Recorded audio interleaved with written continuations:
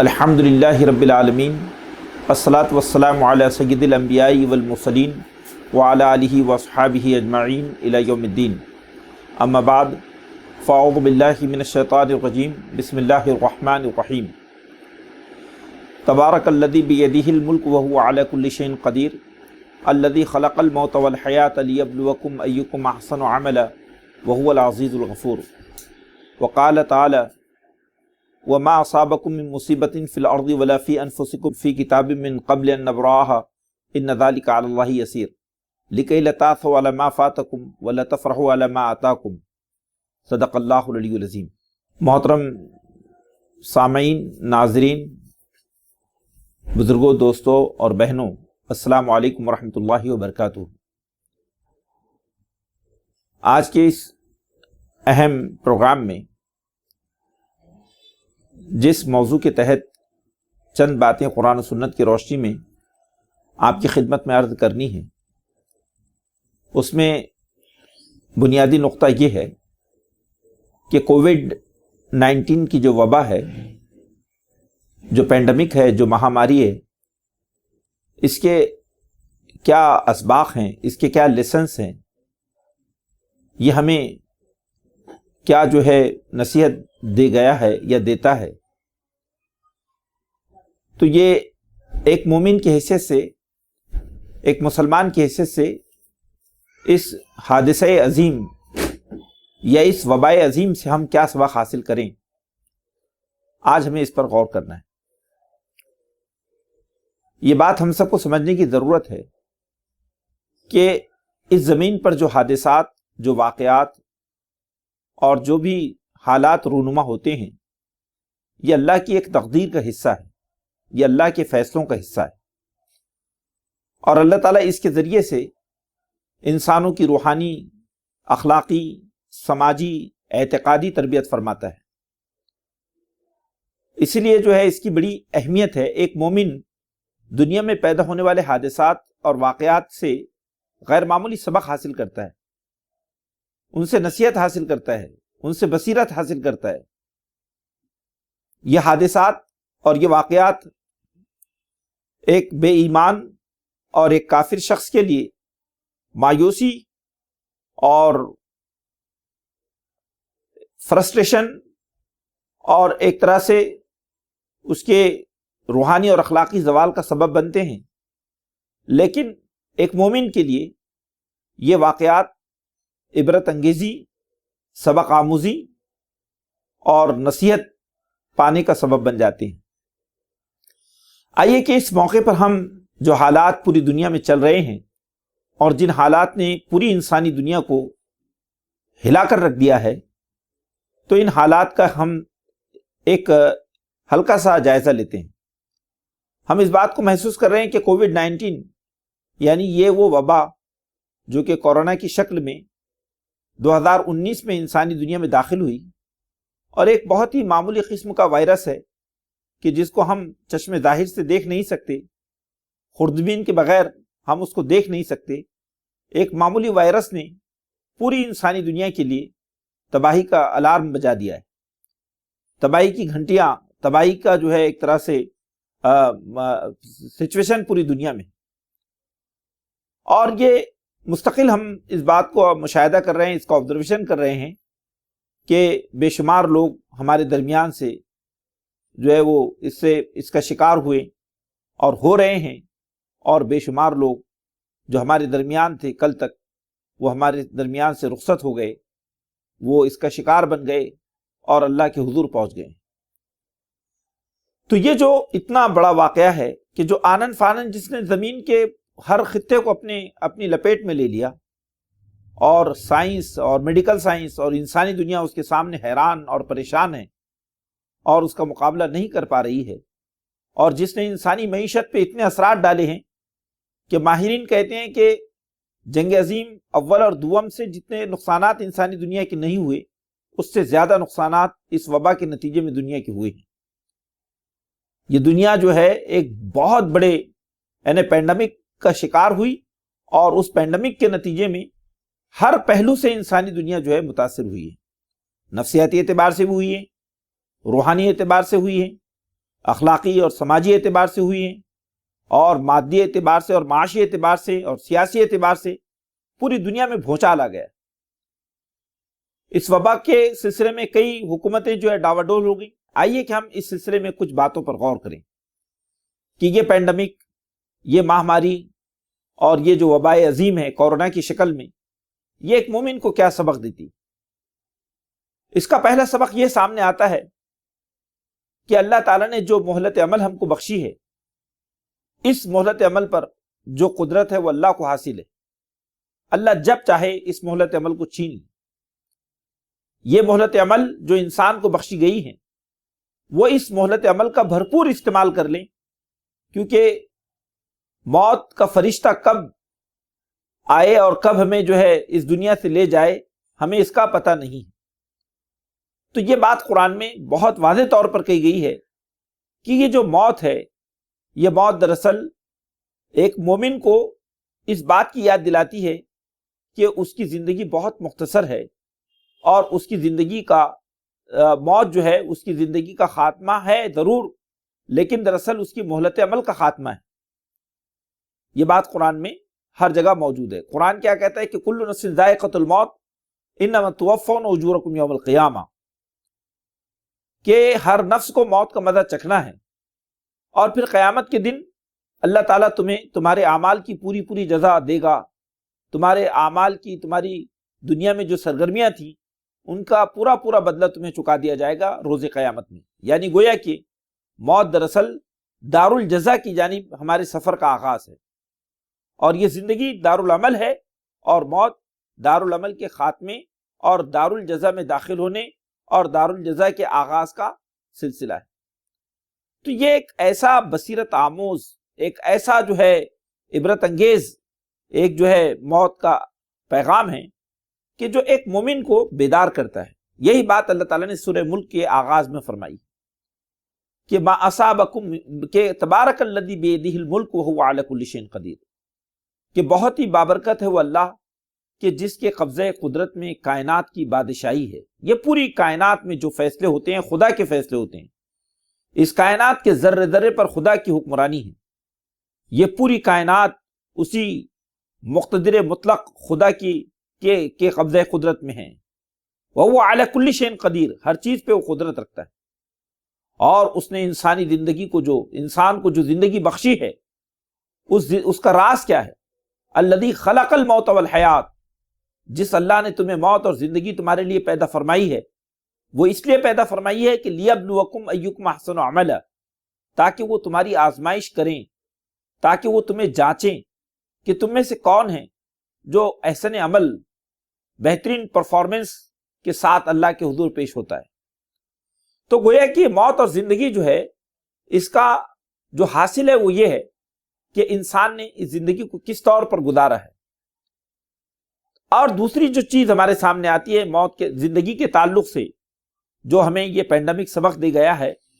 وہ یہ ہے کہ یہ زندگی ایک آزمائش ہے۔ یہ دنیا ایک دار الامتحان ہے۔ اللہ تعالیٰ نے جب آدم کو زمین پر بھیجا تو اللہ نے یہی بات آدم کے سامنے رکھی کہ یہ چند روزہ زندگی ہے۔ یہ چند روزہ زندگی میں میرے پیغمبر، میری آیات تم تک آئے گی،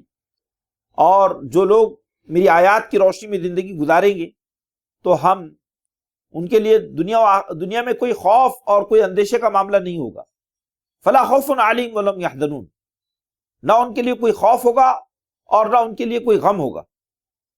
تو قرآن نے یہ کہا کہ جس نے اللہ کی ہدایات کو پا لیا، جس نے وحی الہی کی روشنی میں زندگی کی حقیقت کو جان لیا، اور وہ زندگی کے تقاضوں کے لیے، مقصد حیات اور مقصد تخلیق کے تقاضوں کی تکمیل کے لیے جس نے اپنے آپ کو تیار کر لیا، جس نے ربانی مقاصد زندگی کو پا لیا اور اس کے ساتھ وہ زندگی گزارنے لگا، تو فلا خوف علیہم، اس کے لیے کوئی خوف کی بات نہیں ہے، ولا هم یحزنون، اور نہ ہی وہ غمزدہ ہونے والے ہیں۔ دو باتیں قرآن نے کہی ہے۔ ایک چیز کیا ہے کہ ایک خوف نہیں ہے۔ خوف کس چیز کا ہوتا ہے؟ آنے والے دور کا، اندیشوں کا، کہ آدمی مستقبل کے سلسلے میں اندیشہ ناک ہوتا ہے۔ وہ یہ سوچتا ہے کہ کیا پتہ کیا ہو جائے، کیا پتہ میری صبح موت ہو جائے، کیا پتہ مجھے کورونا وائرس جو ہے مجھے لگ جائے، یہ جو خوف اور اندیشی کی جو کیفیت ہے، یہ کیفیت حالت کفر کی ہے۔ حالت ایمان میں جو شخص ہوتا ہے وہ خوف کی کیفیت سے آزاد ہوتا ہے، اس کو معلوم ہے کہ میرا جو یہ لمحہ ہے، یہ لمحہ خدا کی مرضی کے مطابق ہیں، تو موت بھی آئے تو میں اس کا استقبال کروں گا۔ اور وَلَا هُمْ يَحْزَنُونَ، نہ وہ غمزدہ ہوں گے۔ غمزدہ کیوں ہوتا ہے آدمی؟ چیزوں کے کھو جانے سے غمزدہ ہوتا ہے، چیزوں کے کھو جانے سے۔ یہ انسان کی فطرت ہے کہ اگر اس سے اس کے احباب گزر جائے، اس کے قریبی رشتہ دار جو ہے اس سے رخصت ہو جائے، موت کا شکار بن جائے، اس کے مال و دولت فنا ہو جائیں، اس کی جائیدادیں تباہ ہو جائیں، اس کا اقتدار جاتا رہے، تو یہ جو اس کے مادی نقصانات ہے یا اس کے جو قرابت کے جو مطلب چھوٹ جانے کے جو نقصانات ہے، اس سے آدمی غمزدہ ہو جاتا ہے۔ نقصانات پر، مصائب پر، مشکلات پر غم کے بادل اس کی شخصیت میں چھا جاتے ہیں۔ لیکن جب مومن ان نقصانات کو، ان مصیبتوں کو، ان آزمائشوں کو جب وہ ہدایت ربانی کی روشنی میں دیکھتا ہے تو اسے محسوس ہوتا ہے کہ یہ سارے کے سارے نقصانات دراصل اس کی شخصیت کی تعمیر کے لیے ہوئے ہیں۔ اسے غمزدہ ہونے کی بات نہیں ہے، بلکہ اسے اللہ کے فیصلے پر مطمئن ہونے کی بات ہے کہ انا للہ و انا الیہ راجعون، کہ بے شک ہم اللہ ہی کے اور اللہ ہی کی طرف ہم کو پلٹ کر جانا ہے۔ تو یہ جو حالات ہیں، یہ حالات اس کو توڑتے نہیں، اس کو جوڑتے ہیں۔ یہ حالات اس کو بکھیرتے نہیں، اس کو سمیٹتے ہیں۔ وہ اگر اپنے کندھوں پر اپنے عزیزوں کے جنازوں کو اٹھاتا ہے، اپنے شہداء کو وہ قبرستان کے حوالے کرتا ہے، سپرد خاک کرتا ہے، تو اس کے ذریعے بھی وہ عظمت پاتا ہے، اس کے ذریعے بھی وہ استقامت پاتا ہے۔ اور یہ ایک بہت بڑی بات ہے جو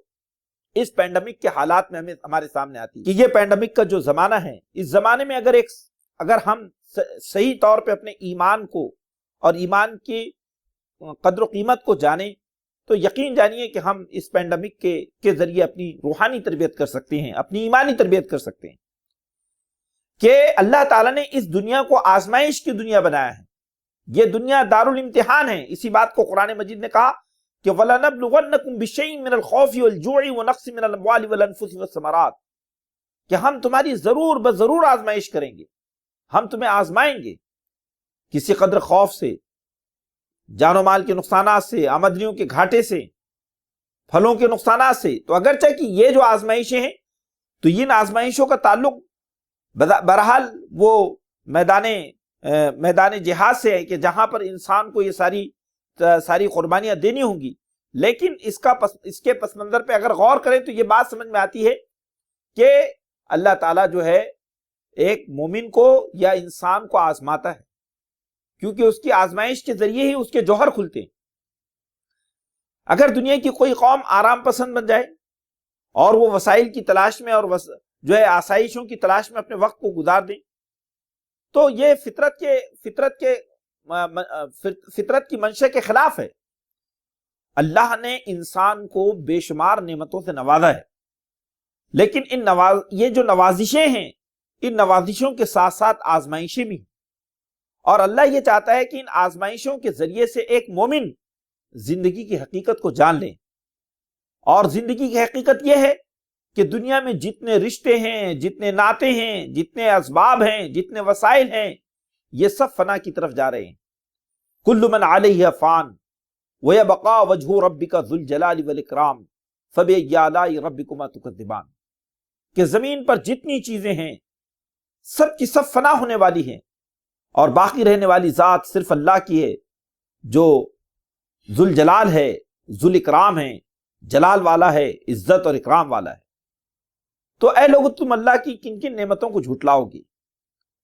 تو بہت بنیادی بات یہ ہے کہ اللہ تعالیٰ نے اس دنیا کو دارالامتحان بنایا۔ پھر اسی کے ساتھ ساتھ یہ پینڈیمک ہمیں ایمان بالقدر کی دولت سے نوازتا ہے۔ آپ دیکھیے کہ آزمائشوں کے نتیجے میں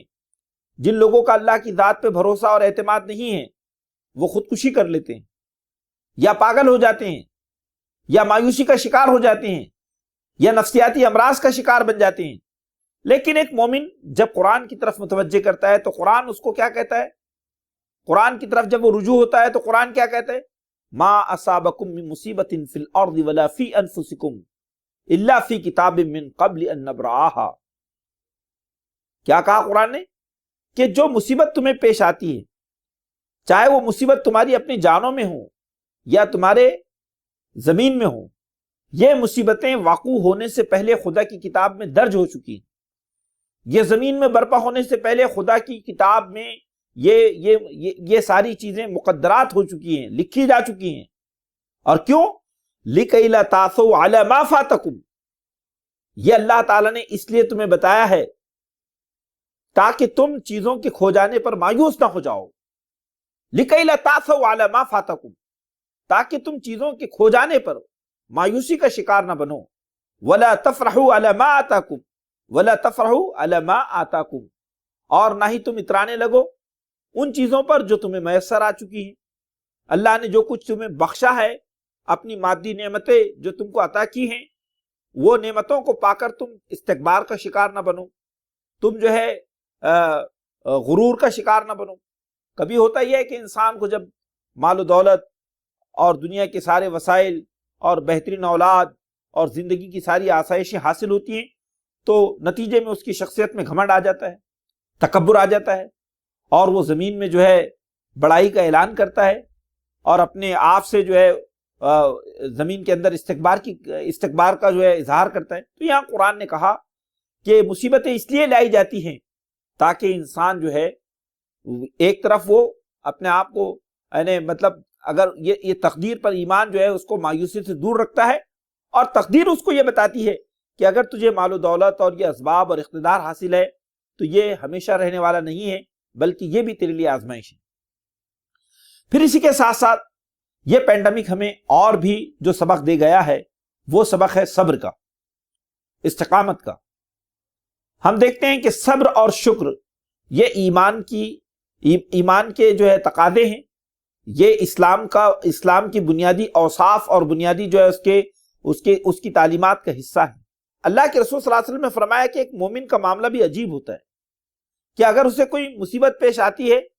تو اس پہ صبر کرتا ہے اور صبر کے ذریعے اللہ کے اجر و ثواب کو مستحق بن جاتا ہے، اور اگر اسے کوئی خوشحالی اور کوئی نعمتیں وہ پاتا ہے تو شکر کرتا ہے اور شکر کے ذریعے اللہ کے اجر اور اس کے ثواب کو مستحق ہو جاتا ہے۔ تو اللہ تعالیٰ نے ایک مومن کی زندگی پہ اللہ کے رسول نے ایک مومن کی زندگی پہ رشک کیا کہ مومن کی زندگی بھی کیا باکمال زندگی ہے کہ وہ مشکل حالات میں استقامت اور صبر کا پیکر بنتا ہے، اور خوشحالی میں وہ شکر اور حمد و ثنا کا پیکر بن جاتا ہے۔ تو آج کا یہ جو پینڈیمک ہے، اس پینڈیمک میں ہمیں اپنی نسلوں کی اس اعتبار سے تربیت کرنے کی ضرورت ہے کہ وہ اگر ان کے گھر سے ان کے عزیز، ان کے اقارب، ان کے چاہنے والے، ان کے احباب اگر موت کا شکار ہو گئے اس پینڈیمک کے نتیجے میں، تو ہم ان کو یہ آیتوں کے ذریعے ان کی تذکیر کریں،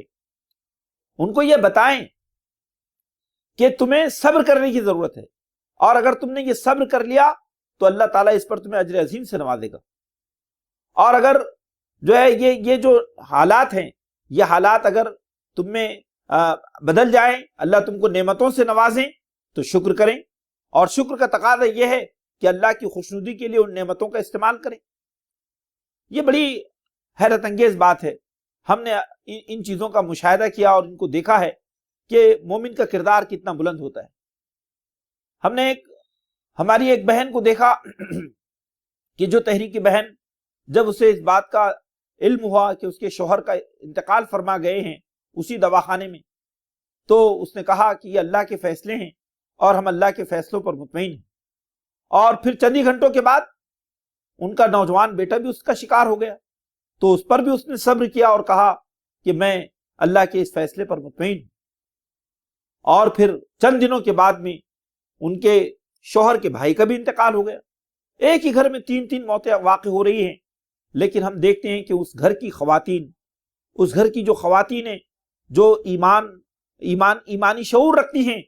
وہ صبر اور استقامت کا مظاہرہ کرتی ہیں۔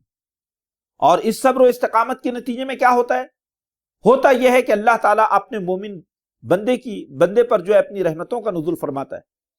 اسی لیے ہم جب قرآن کو پڑھتے ہیں تو قرآن مجید نے اس کی بے شمار مثالیں ہمارے سامنے پیش کی،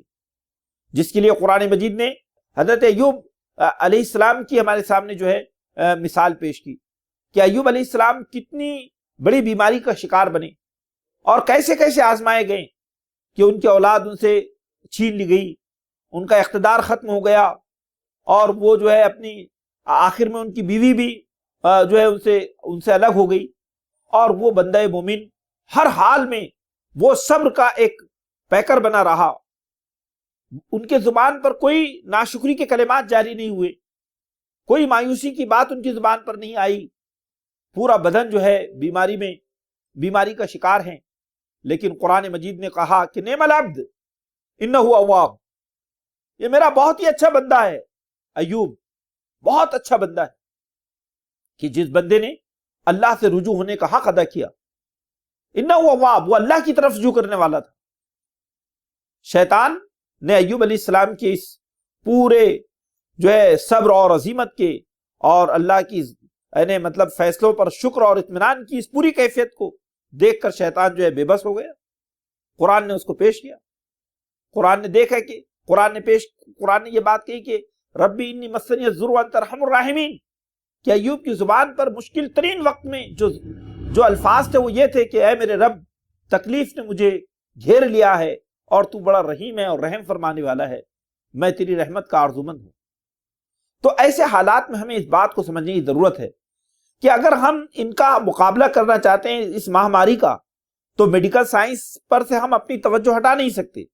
کیونکہ ہمیں بہرحال جو اسباب اللہ نے پیدا فرمائے ہیں، ایک مومن کے ایسے اسباب کو اختیار کرنا ہم پر فرض ہے، جو اس کے تقاضے ہیں وہ فرض ہیں، ہم اس کے معاملے میں بے خوف اور غیر محتاط نہیں ہو سکتے، ہمیں ہر چیز کا پریکاشن لینا چاہیے، کیونکہ ہمارا ایمان ہم سے یہ کہتا ہے۔ آج کل لوگوں کا معاملہ ایسا ہو گیا کہ لوگ کہتے ہیں ارے موت سے ڈر رہے، اور ہم کو جو ہے تو مسلمانوں کو تو بالکل بے خوف رہنا چاہیے، بیماری لگنی ہے تو لگ جائے گی، کیا ہوگا اسے؟ یہ غلط بات ہے، موت سے ڈر کی بات نہیں ہے، موت سے ہم ڈرتے نہیں ہیں، لیکن ہمیں یہ تعلیم دی گئی ہے کہ اپنے آپ کو ہلاکت کا شکار نہ بنائیں، وَلَا تُلْقُوا بِأَيْدِيكُمْ إِلَى التَّهْلُكَةِ، کہ تم اپنے ہاتھوں سے اپنے آپ کو ہلاک نہ کرو، یعنی کہ تم ایسے راستے جانتے بوجھتے ایسے راستے نہ اپناؤ کہ جس کے ذریعے سے تمہاری صحت، تمہارے جسم اور تمہاری جو ہے وجود کو خطرہ لاحق ہو جائے۔ تو جب ہم یہ جانتے ہیں کہ میڈیکل سائنس کے اعتبار سے یہ چیزیں خوفناک ہیں، تو ہمیں وہ تمام پریکاشنز لینا چاہیے اور پورا علاج کرنا چاہیے، اور پھر اس کے بعد میں اللہ کی ذات پہ بھروسہ کرنا چاہیے۔ توکل، یہ پورے پینڈیمک میں توکل ہمارے لیے ایک طاقت کا سرچشمہ ہے، لیکن توکل کسے کہا گیا ہے اسے بھی جاننا چاہیے۔ قرآن یہ کہتا ہے کہ من یتوکل علی اللہ فہو حسبہ، کہ جو اللہ پہ بھروسہ کرتا ہے اللہ اس کے لیے کافی ہو جاتا ہے، اللہ اس کے لیے کافی ہو جاتا ہے۔ تو توکل کے معنی قرآن میں دیکھ لیجئے، قرآن پہلے ہمیں تدبیر کی طرف متوجہ کرتا ہے، تمام توکل کے متعلق جتنی آیتیں ہیں وہ تمام آیتوں سے پہلے تدبیر کا حکم دیا گیا ہے۔ اللہ کے رسول صلی اللہ علیہ وسلم سے یہی بات کہی گئی ہے، کیا کہا گیا کہ اے نبی صلی اللہ علیہ وسلم، لوگوں سے مشاورت کریں، فیصلے میں عزیمت اختیار کریں اللہ کی، اور پھر اس کے بعد میں فتوکل اللہ، اللہ کی ذات پہ بھروسہ کریں۔ یہ بات قرآن میں جگہ جگہ کہی گئی ہے کہ اللہ تعالیٰ کہتا ہے کہ من کان یؤمن باللہ والیوم الآخر، کہ جو لوگ اللہ اور اس کے رسول پر ایمان لاتے ہیں، اللہ ان سے یہ کہتا ہے کہ من یتق اللہ یجعل لہ مخرجا، کہ جو لوگ اللہ سے ڈر کے زندگی گزاریں گے اللہ ان کے لیے نکلنے کے راستے پیدا فرمائے گا، مشکلات سے نکلنے کے راستے ان کے لیے پیدا فرما دے گا۔ تو یہاں قرآن نے اللہ کا جو تقوی کی جو بات کی ہے، یہ تقوی دراصل احکامات الہی پر عمل کرنے کا نام تقوی ہے۔ پھر اس کے بعد قرآن نے کہا من یتوکل علی اللہ فہو حسبہ، جو اللہ پہ بھروسہ کرتا ہے اللہ اس کے لیے کافی ہو جاتا ہے۔ تو یہاں جو بات سامنے آتی ہے اس کا پہلا نقطہ ہے کہ اللہ کا تقوی اختیار کریں، اللہ سے ڈریں، یعنی اللہ کی نافرمانی سے بچیں، اللہ کے احکامات کی تعمیل کریں، اپنی زندگی کو گناہوں سے بچائیں، اور پھر اس کے بعد میں توکل کی طرف جو بات کی گئی۔ ہم دیکھتے ہیں کہ ایک شخص اللہ کے رسول صلی اللہ علیہ وسلم کی خدمت میں آیا، حاضر ہوا، وہ ظاہر سی بات ہے کہ ایک بدوی اور ایک اعرابی شخص تھا۔ جب وہ حاضر ہوا تو اس نے جو ہے اپنے اونٹ کو ایسے ہی کھلا چھوڑ دیا اور اللہ کے رسول صلی اللہ علیہ وسلم کے جو ہے اجتماع میں شرکت کی، اور پھر یہ کہنے لگا کہ اللہ کے رسول، مجھے اللہ کی ذات پہ بڑا بھروسہ ہے میں نے اپنے اونٹ کی رسی نہیں باندھی، اس کو کھلا چھوڑ دیا ہے، مجھے معلوم ہے کہ میرا اللہ میرے اونٹ کی حفاظت کرے گا اور میں آپ کے سامنے حاضر ہوں۔ اللہ کے رسول صلی اللہ علیہ وسلم نے کہا کہ جاؤ پہلے اپنے اونٹ کو باندھو اور اس کے بعد اللہ کے اوپر بھروسہ کرو، اس کے بعد اللہ کے اوپر بھروسہ کرو۔ تو یہ بات ہمارے سامنے آتی ہے کہ نبی کریم صلی اللہ علیہ وسلم نے توکل کا صحیح مفہوم بتایا۔ تو آج کے اس پینڈیمک کے ماحول میں ایک بہت بڑی چیز جو ابھر کر ہمارے سامنے آتی ہے وہ یہ ہے کہ اگر ہم حالات کا بہتر طریقے سے مقابلہ کرنا چاہتے ہیں تو ہمیں چاہیے کہ ہم اللہ کی ذات پہ توکل کریں، اللہ کی ذات پہ بھروسہ کریں، اللہ کے فیصلوں کو مانیں۔ تو یہ جو ہے پینڈیمک کا ایک سبق ہمارے لیے یہ بھی ہے۔ پھر اسی کے ساتھ ساتھ پینڈیمک کا ایک سبق بہت بڑا ہمارے لیے یہ ہے کہ جب انسانی دنیا مصیبتوں کا شکار بن جائیں، جب لوگ غربت اور افلاس کی طرف ڈھکیلے جائیں، جب بھوک اور افلاس جو ہے اس کا ایک ماحول بن جائے، تو ایسے حالات میں ایک مومن کو خدمت خلق کے لیے تیار ہونا چاہیے۔ یہ پینڈیمک کا ہمارے لیے سبق ہے۔ اللہ تعالیٰ ان لوگوں پر رحم فرماتا ہے جو اللہ کے بندوں پر رحم کرتے۔ ہم دیکھتے ہیں کہ اللہ کے رسول صلی اللہ علیہ وسلم کے دور مبارک میں جب ایسے حالات پیش آئے تو صحابہ کرام انسانیت کی خدمت کے لیے میدان عمل میں اترے، چاہے وہ کافر قومیں ہوں، چاہے وہ مشرک قومیں ہوں، چاہے وہ ایمان سے محروم قومیں ہوں، لیکن چونکہ وہ انسان ہیں تو وہ اللہ کے بندے ہیں،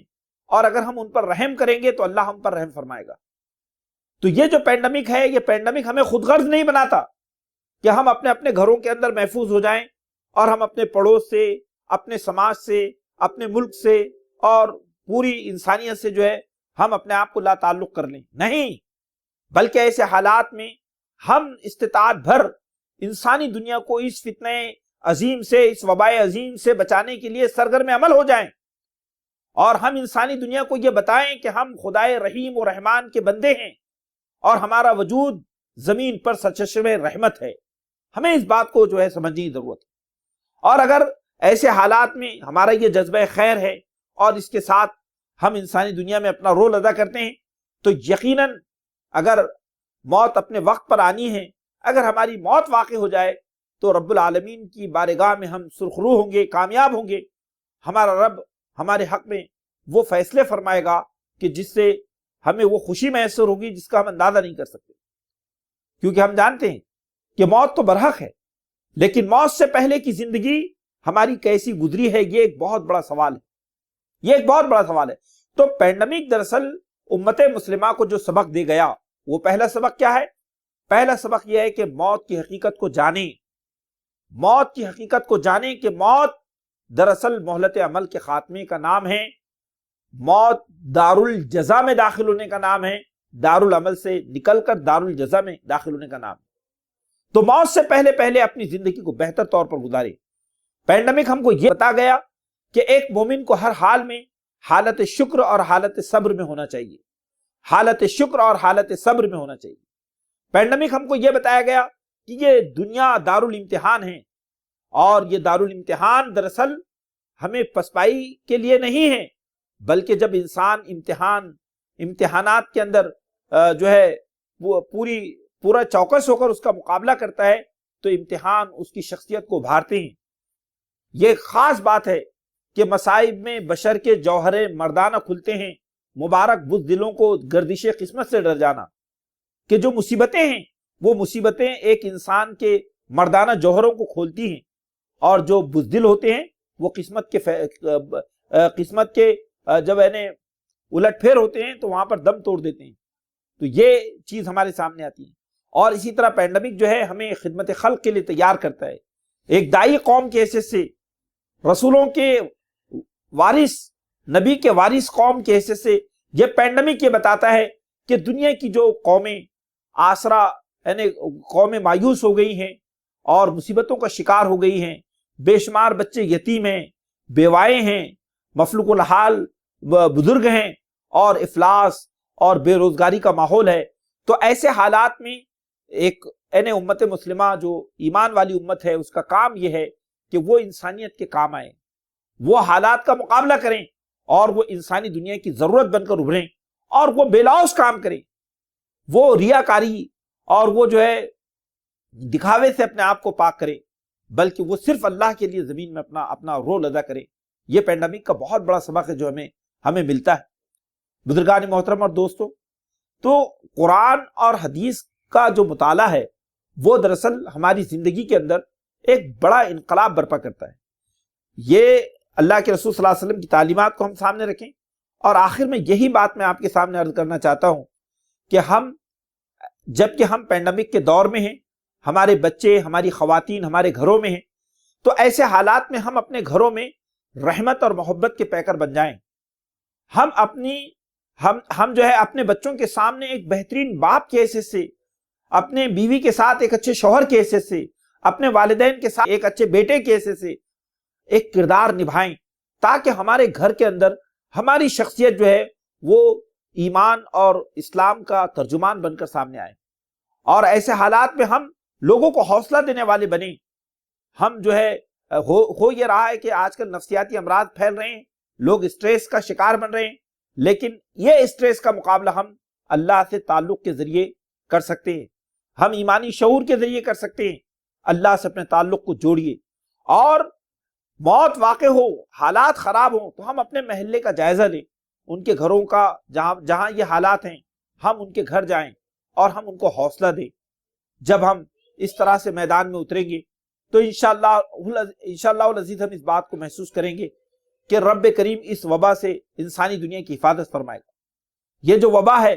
اس وبا کا مقابلہ ہم ایمانی شعور کے ساتھ کر سکتے ہیں۔ اس وبا کا مقابلہ ہم جو ہے خیر امت کی حیثیت سے کر سکتے ہیں،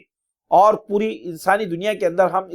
یعنی اپنے وہ جو خدمت خلق اور دعوت دین کا جو ہماری ذمہ داری ہے اس کو انجام دے کر ہم اس وبا کا مقابلہ کر سکتے ہیں۔ تو یہ وبا ہمیں سبق دے گئی ہے کہ ہم بیدار ہو جائیں، ہم زندگی کی حقیقت کو جانیں، اور ہم ایمان بالقدر کے مرتبے اور مقام کو جانیں، اس کی عظمت کو جانیں کہ ایمان بالقدر کی جو نعمت ہے وہ نعمت اس وبا کے مقابلے کے لیے خدا کی جانب سے ہمارے لیے تحفہ عظیم ہے۔ یہ ایمان کو مضبوط کرنے کا دور ہے، یہ خدمت خلق کا دور ہے، یہ دعوت دین کا دور ہے، اور یہ دور ہے کہ جو مومنوں کو زمین پر ان کا حقیقی تعارف پیش کرنے کا موقع دیتا ہے کہ جو اللہ والے زمین میں ہوتے ہیں دراصل وہی صحیح معنوں میں دنیا کے لیے مطلب رحمت کا ذریعہ ہوتے ہیں، اور وہی انسانیت کے لیے جو ہے صحیح کردار ادا کر سکتے ہیں۔ اور اس پینڈیمک کے اندر جو کچھ بھی ہم دیکھتے ہیں کہ ہمارے ایمان والے بھائی، ان کی جو کچھ بھی ان کے ایمان کے تقاضے تھے، ان کی کمزوریوں کے باوجود بھی انہوں نے جس طرح سے اپنا کردار ادا کیا، اس نے اہل ملک اور پوری دنیا کی آنکھیں روشن کر دی، اور یہ بتایا کہ مسلمان خود غرض نہیں ہوتے، مسلمان مفاد پرست نہیں ہوتے، مسلمان موت سے ڈرنے والے نہیں ہوتے، بلکہ مسلمان مشکل ترین حالات میں اپنے ملک اور اپنے لوگوں کے لیے وہ سب سے زیادہ قربانی دینے والے ہوتے ہیں۔ اللہ سے دعا ہے کہ اللہ تعالی ہم سب کو پینڈیمک کے اس خوفناک ماحول میں اپنے حقیقی کردار کو، داعیانہ کردار کو، مومنانہ کردار کو ادا کرنے کی توفیق عطا فرمائیں۔ ربنا تقبل منا انک انت السمیع العلیم وتب علینا انک انت التواب الرحیم، وآخر دعوانا الحمد للہ رب العالمین۔